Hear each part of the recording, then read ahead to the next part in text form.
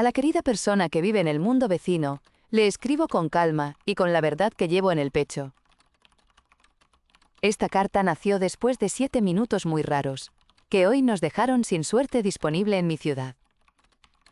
Aquí la suerte es un servicio público y se gestiona como la luz o el agua. Tenemos cuotas personales, recibos mensuales y un pequeño margen para ahorrar fortuna para momentos clave. Sé que en tu mundo el azar es invisible y libre, pero en el mío se mide y se reparte con reglas claras. No te pido que lo apruebes, solo que camines conmigo por un día y veas cómo vivimos.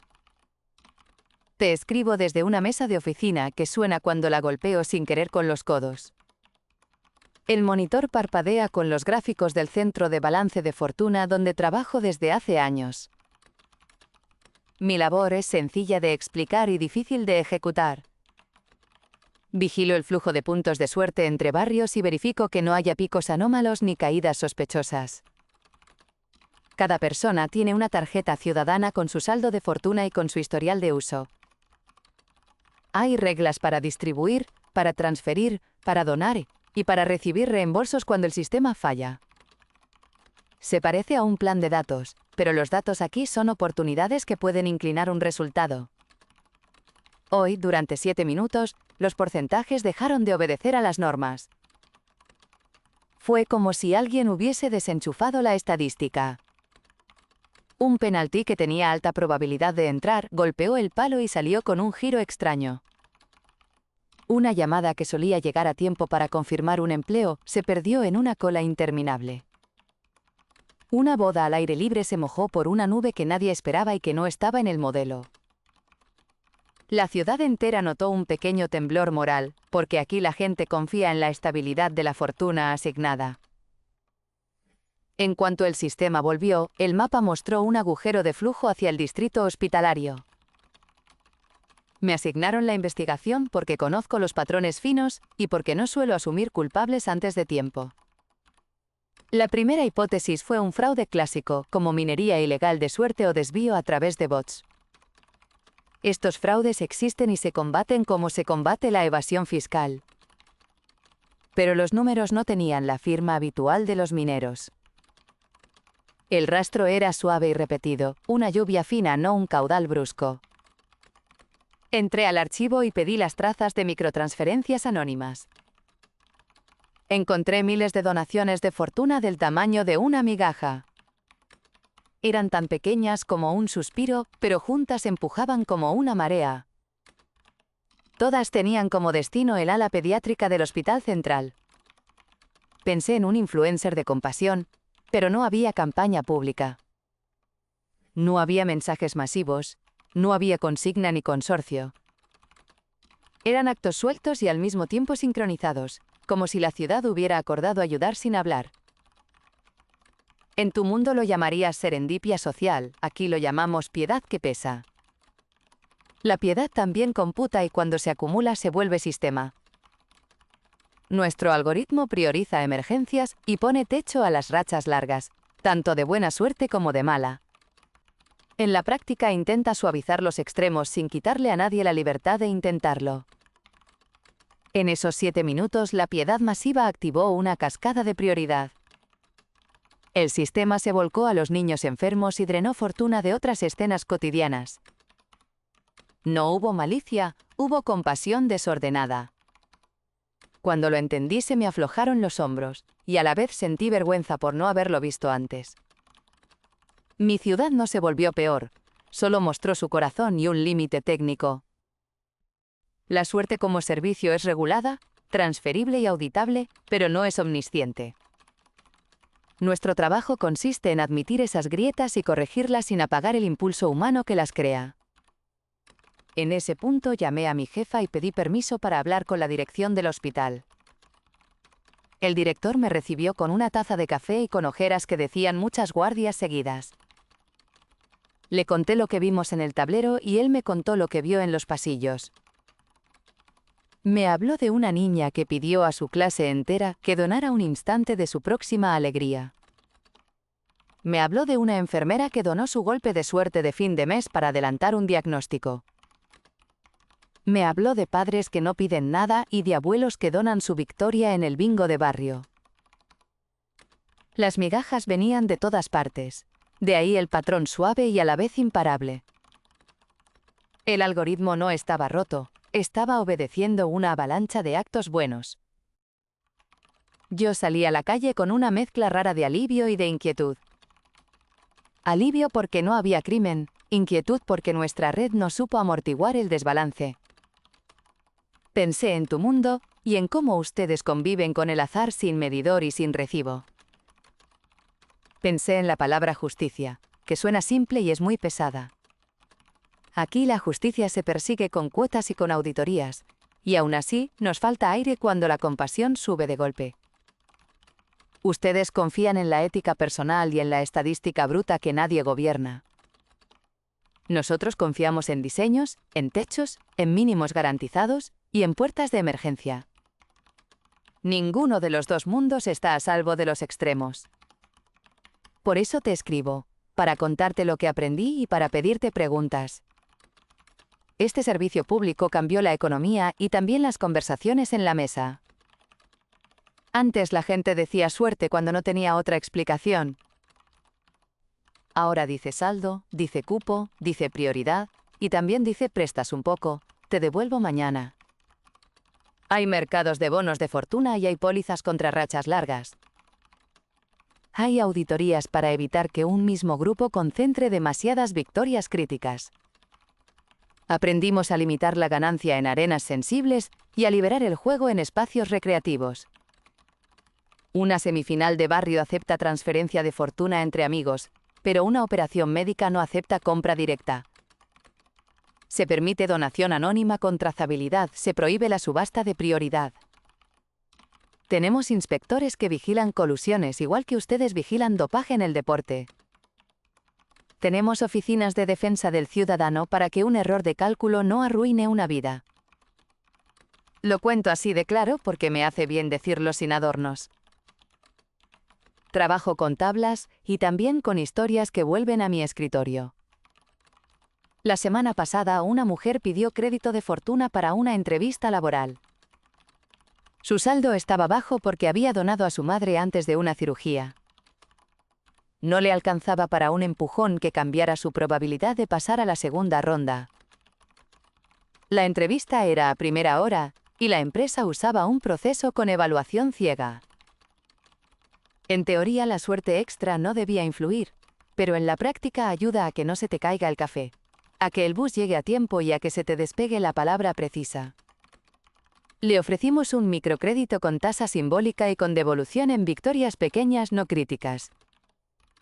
Lo aceptó y consiguió el puesto, y luego devolvió su crédito ganando rifas benéficas y sumando pequeños aciertos. Estos casos me emocionan porque muestran que regular no es lo mismo que quitar libertad. Regular es reconocer que el azar existe y que puede empujar con justicia si se diseña bien. También me preocupa el costado oscuro que siempre asoma. Hay gente que intenta hackear la distribución con redes falsas de donaciones cruzadas. Hay grupos que intentan inflar la compasión con señales fabricadas para desviar recursos. No lo oculto, lo enfrentamos con trazas, con límites y con investigación paciente. Las sanciones no devuelven lo perdido, pero disuaden a los siguientes y reparan en parte el daño. Lo que no tienen sanción son las decisiones públicas tomadas en mala hora. Si un apagón de fortuna coincide con una votación interna de un sindicato, el ambiente se crispa aunque nadie haya querido ese choque. Por eso pasamos semanas haciendo simulaciones y añadiendo amortiguadores sociales. Un amortiguador social es una reserva de suerte que solo se usa cuando hay avalancha de donaciones o de compras en un mismo eje. El amortiguador es como un freno suave que evita que un barrio se quede seco mientras otro se desborda. A veces la gente se enoja con el freno y dice que le quitaron una victoria justa. Yo entiendo ese dolor, yo también quiero que la vida premie cuando toca. Pero si premiamos todo lo que se junta en el mismo minuto, al minuto siguiente dejamos a alguien sin suelo. No busco darte lecciones, quiero contarte la verdad con el cariño con que se habla a una amiga. Te confieso algo que no digo en las reuniones. Desde que trabajo aquí aprendí a distinguir dos tipos de esperanza.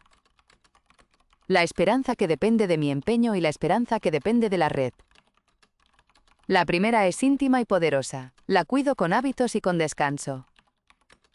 La segunda es frágil y colectiva, y la cuido con normas y con prudencia. En mi ciudad enseñamos a las niñas y a los niños a manejar su saldo emocional con la misma seriedad que el saldo de fortuna. Les decimos que el sistema puede ayudar, pero que la vida pide preparación, paciencia y cuidado mutuo. Les contamos historias de fracasos dignos y de victorias sabias, porque también hay victorias que dañan si llegan antes de tiempo. Una victoria que llega antes de que estés lista puede romper algo que no tenías visto. Una derrota que llega con red puede enseñarte sin aplastarte. El sistema intenta que la derrota no sea caída libre, sino caída con colchoneta. Aún así duele, y no lo niego, y por eso tenemos líneas de apoyo cuando la probabilidad se te vuelve en contra. Me preguntas si echo de menos la vida sin medidor. A veces sí, sobre todo cuando quiero correr descalza sin mirar el reloj de la suerte. A veces no, porque he visto a un barrio entero salvar a una familia gracias a un torrente de microdonaciones bien dirigidas. El apagón de hoy me dejó una lección que quiero dejarte en limpio. Cuando miles de personas eligen ayudar al mismo tiempo, la red tiembla y se reordena, y eso también es una forma de justicia.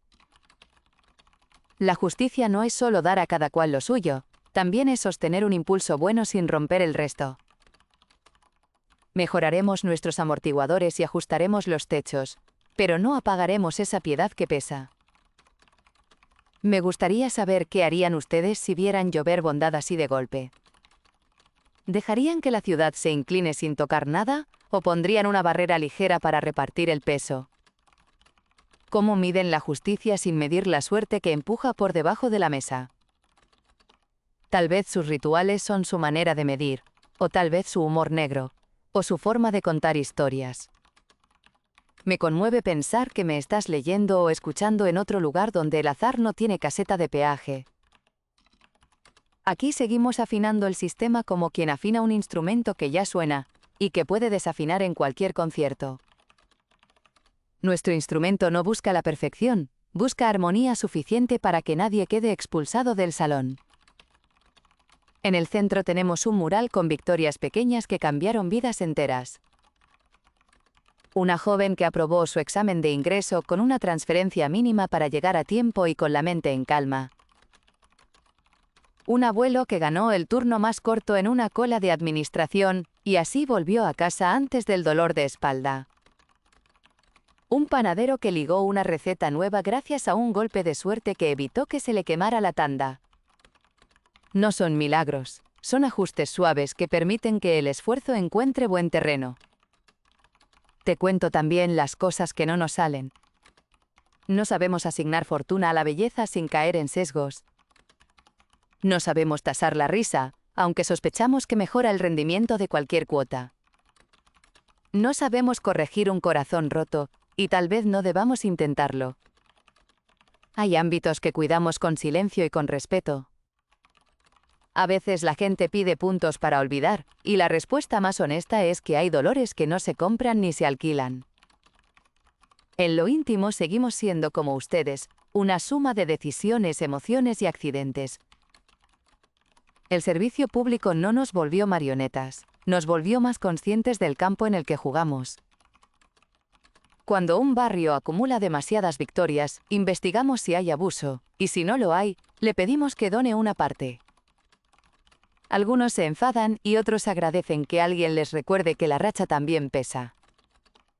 Yo aprendí a celebrar con humildad y a perder con red sin vergüenza. Si alguna vez vienes a mi ciudad, te llevaré a ver el tablero de la plaza. Es una esfera que muestra el pulso de la fortuna en colores que suben y bajan. La infancia es verde agua, la salud es ámbar claro, la creación artística es azul profundo. Cuando hay tormentas emocionales, el azul se mueve como si respirara. A veces me quedo mirando el azul y siento que estoy viendo a tu mundo reflejado. Tal vez por eso te escribo sin pausa, porque la distancia entre nuestros mundos se reduce cuando nos contamos la vida. He pensado mucho en la meritocracia desde que empecé aquí. Me enseñaron que el mérito sin contexto se vuelve piedra que cae sobre quien camina más lento. Me enseñaron que el azar sin red se vuelve viento que apaga velas al azar. Ahora creo en una mezcla sencilla y difícil. Mérito con suelo, azar con baranda y compasión que empuja sin aplastar. Sé que a veces suena burocrático, pero en el fondo es una forma de cuidado. Mis mejores días son cuando una persona dice pude pero no sola. Mis peores días son cuando alguien pregunta por qué yo no y no hay cifra que consuele. Esta carta no pretende convencerte de copiar nuestro modelo. Solo quiere abrir una ventana para que mires cómo resolvemos preguntas que ustedes resuelven de otro modo. Si llegaste hasta aquí, te debo un cierre claro sobre el apagón. La causa se corrigió con un tope suave que nunca se había probado en una avalancha tan grande de donaciones. El hospital recibió apoyo estable y el resto de la ciudad recuperó su margen sin perder la empatía. La boda mojada tendrá una segunda ceremonia pública con una pequeña reserva de buena racha asignada. El delantero practicó penaltis toda la tarde y metió 3 seguidos sin ayuda del sistema. La llamada laboral se repitió y llegó con puntualidad, y la persona fue aceptada por su trabajo y por su serenidad. Yo volví a mi escritorio, imprimí el informe, y dejé una nota en el margen que solo dice que la piedad pesa, y que está bien que pese. Te dejo esta frase como quien deja una llave en el umbral.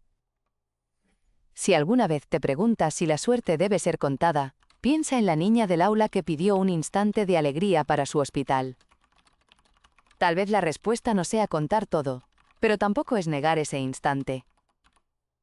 Tal vez la respuesta sea preparar la red para que el impulso bueno no rompa la cuerda. Me despido con cariño y con un deseo simple que no requiere saldo adicional. Que te encuentres a tiempo con lo que necesitas y que puedas compartir lo que te sobre. Tu amiga de un mundo vecino. Gracias por escuchar mi carta hasta el final. Si te gustó, te invito a dejar un like, a suscribirte y a comentar lo que más te hizo pensar. Si quieres apoyar este canal, puedes donar a través del código QR en la esquina del video o con el enlace en la descripción. En la descripción también encontrarás obras de otras series que son muy diferentes a esta. Gracias por estar aquí, cuídate mucho, y ojalá nos acompañes en el próximo episodio.